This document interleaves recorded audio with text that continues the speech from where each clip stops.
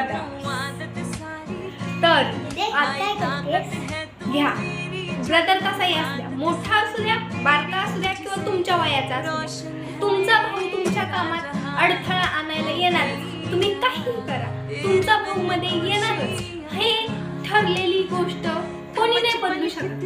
कोण माझा भाऊ पण तसा आहे, मी नाही म्हणत, पण तेवढंच प्रेम तो करतो माझ्यावर. नाही म्हणणारच नाही मी, कारण भाऊ मोठा असू द्या, लहान असू द्या किंवा तुमच्या वयाचा असू द्या, जुळा भाऊ जरी असला तरी त्याच्या एवढं प्रेम तुम्हाला कोण नाही करणार. एक वेळ मम्मी ओरडली, भाऊ म्हणा नको ग राहू दे, हा एक वेळ मजाक मध्ये चिडवून देईल आईला, पण त्याच्यानंतर तो समजूत काढायला चिडवेल, पण त्या निमित्ताने तुम्हाला हसवेल. असे असतात भाऊ. प्रत्येक भाऊ सारखा नसतो. तुम्ही समजून घेतला ना जरा तुमच्या भावाला. रक्षाबंधन आले.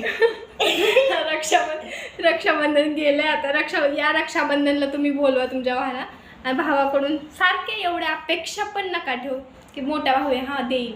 एक वेळ समजून घ्यायचं असतं. मला माहिती मी नाही समजून घेत, पण भाऊ बारका आहे हो माझा.